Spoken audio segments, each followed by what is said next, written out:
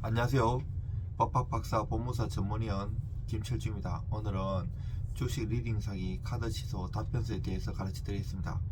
우리가 이제 리딩 방이 많이 있는데 코인 리딩 방, 주식 리딩 방부터 굉장히 많아요. 이게 사기하고 관련될 수가 있는데 우리가 이제 주식 같은 경우는 저도 한 주식을 한 30년 했지만 그 자기가 공부해 갖고 해야지. 국내 주식이든 미국 주식이든 일본 주식이든 해외 주식을 자기 공부해도 어려워요. 자기가 그 회사의 확신을 가지고 금액이 커지면 심리가 작용하기 때문에 남 말만 들어갖고는 심리에서 지기 때문에 잃을 수가 있고요. 또 사기에 연루될 수도 있고, 사기가 아니라도 개미들은 이 단합이 안 되기 때문에 돈 벌기가 쉽지 않은 구조예요.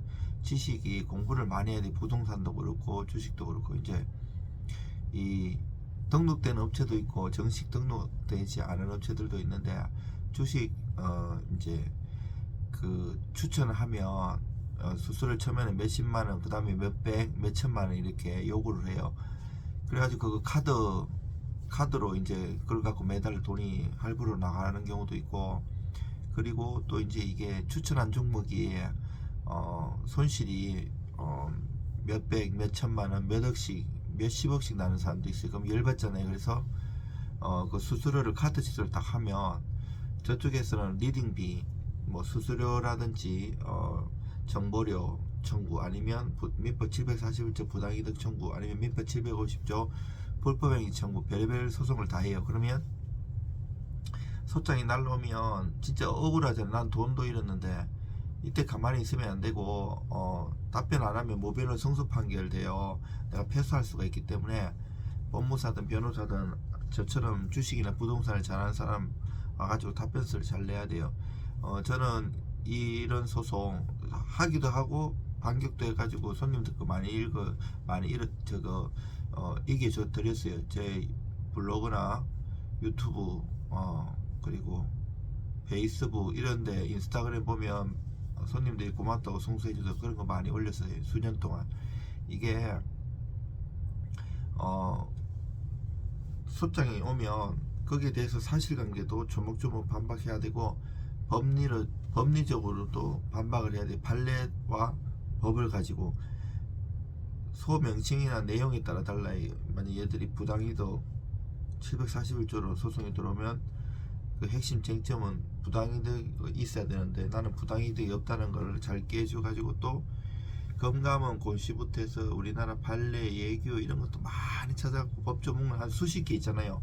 방문 판매법 위반이라든지 통신비 뭐 많이 공격도 해야 되고, 거기서 이제 조목조목 반박하면 저기서 취하하는 경우도 있고요. 계속 싸우는 경우도 있는데, 취하하더라도 또 그 담당하는 직원이나 법무사가 바뀌면 또 소송을 제기하는 경우도 많았고요. 두 번, 세 번 막 제기해가지고 이게 드린 것도 있고 별의별 것들이 많아요. 소송 같은 거는 정성이고 심리가 있기 때문에, 일단은 사실관계는 본인이 잘 알아도 사실관계를 정리하면서 법적인 전문가하고 주식을 잘하는 사람하고 서로 상호 협의하면서 주거니 받거니 하면서 수없이 글을 다듬고 공격 포인트를 준비를 해서 공격을 해야 돼요. 반격을 하면서. 최고의 방어는 공격이거든요. 배차하면 반소 제기해서 내가 잃었던 거, 그 손해배상을 반소로도 하고 내용 증명도 보내고 고소장, 뭐 형사 민사도 다 융단 폭격도 할 일 생길 수가 있어요. 그래가지고 얘들이 보통 보면 이제 그 리딩비 중간에 안 주면 뭐 직원이든 아니면 법무사 업체든 변호사 업체에서 그 내막은 잘 모르면서 다 한꺼번에 막 보내요. 그래가지고 대꾸 잘 안 하는 사람들은 그냥 모변 원고 승소 판결 받아가지고 강제 집행해요. 뭐 재산 명시, 채무불이행자 명부등재, 채권 압류 추심, 뭐 여러가지 은행 통장, 그리고 정권 보험 이런데 압류도 들어오고 이래요. 그래서 집행권을 만들기 전에 내가 반박해갖고 적극적으로 다투어야 돼요. 판사님들 딱 보면 아시걸랑요. 그리고 또 한 지역에 이게 소송이 있으면 본인만 소송하는 게 아니고 다른 사람도 소송이 굉장히 많이 들어오기 때문에 그 판사님도 대충 눈치를 차리세요. 보통 보면 여러 가지가 있기 때문에. 그러면 내가 잘 써갖고 답변을 하면 저쪽에 반응도 여러 가지예요. 뭐 전화 와가지고 내가 지금 1,000만 원 청구했는데 500만 원을 하자 이렇게 오는 경우도 있고, 아니면 취하하는 경우도 있고, 거기에 따라서 또 유기적으로 대응하면 돼요. 일단은 내가 그 보통 그 추천 한 종목에 손실을 나는 경우가 되게 많아요. 그래서 그 수수료를 안 주게 되거든요. 뭐 그 사람들이 추천하고 돈 많이 벌면 왜 그런 거 아끼겠어요. 그리고 주식은 남의 말 들어가지고는 쉽지 않아요. 뭐 정권에서 이런 애들도 다 잃잖아요. 그게 심리도 그렇고 공부도 많이 해야 되지만 투자에는 심리가 있어가지고 쉽지가 않아요. 거꾸로 하게 돼 있고 목표치까지 못 기다리는 경우도 있고, 우리가 이제 싸게 사서 부동산이든 주식이든 비싸게 팔아야 되는데 싸수 비도인데 이게 거꾸로 될 수가 있어요. 막 떨어지면 그때는 오히려 매수해야 되는데 하나씩 더 떨어질 것 같으니까 팔고, 올라갈 때는 추격 매수해 가지고 오히려 더 그때는 팔아야 되는데 또 떨어질 수가 있고. 근데 또 회사에 대한 내가 공부를 안 하고 확신이 없으면 이게 상폐될 수 있는 종목이니까 두렵기도 하고, 막 댓글 같은 거 읽어보면 막 엄청나게 알바생들도 활동하고 일반인들도 자기가 팔았으면 부정적인 글을 올리고 그 이제 싸게 또 살려고요. 또 그 내가 사갖고 있으면 많이 올려 그 매수를 부추기고, 사람의 심리는 돈의 앞에서 막 그런 경우가 있기 때문에 제대로 잘 대응해야 돼요. 시간에 투자하고 가치에 투자해야지. 어디 정보 매매는 원래 아버지의 회사도 안 한다는 얘기가 있어요. 정보는 역정보도 흘리고 이러기 때문에 저도 상패도 많이 당해보고 많이 잃어보기도 했는데, 자기가 공부해가지고 부동산이든 주식이든 해야 돼요.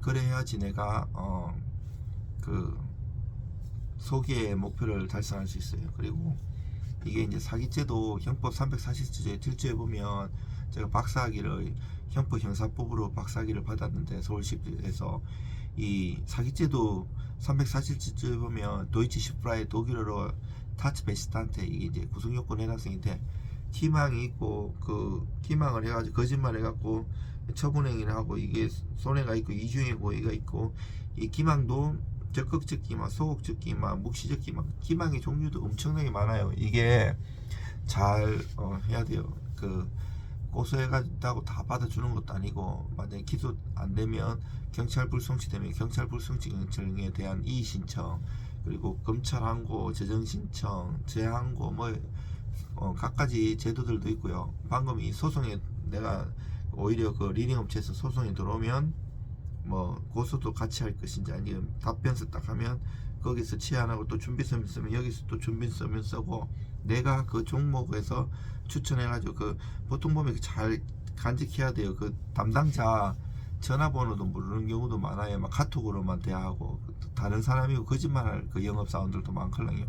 아주 몇 배 오른다는 거 이런 캡처하고 내가 그 종목 추천해가지고 이래 손실이 일어난 거 그때 정권에서 그 앱 다 보면 다 있어요. 언제 매수하고 언제 손실이 얼마하고 매매 손익이라든지 손익 추이라든지 그런 거를 증빙 자료를 잘 정리하고 일목요연하게 육하원칙으로 해야지 전문가인 법무사든 변호사든 그거를 법리적으로 잘 공격하고 방어할 수 있거든요. 뭐 소송은 정성이에요. 이 주식 리딩 소송뿐 아니라 모든 소송에서 정말 그 본인하고 그 전문가하고 혼연일체가 돼갖고 사실관계 반바 그리고 법리 반바 이런 것을 잘 해줘야만 이길 수가 있어요. 대충 해갖고는 안 되고요. 또 전문가 중에도 불성실하면 사실관계를 제대로 파악을 못하는 경우도 있어요. 그러면 대충 이렇게 그 준비서면이나 이런 거 보내오는 거 보면 내가 너 준비서면 몇 페이지 이렇게 했잖아. 그거 하면 그거 자인으로 해가지고 내가 그거를 원용해버리면 이길 수도 있어요. 그래서 저는 많은 서류도 숙달이 돼가지고 공부도 좋아하기 때문에 빨리 파악을 할 수 있지만, 저는 손님 거 10번 이상을 반복해서 보고 거의 이 사건이 내 사건인 것처럼 열심히 해가지고 좋은 결과가 있었습니다. 여러분들 힘내시기 바랍니다.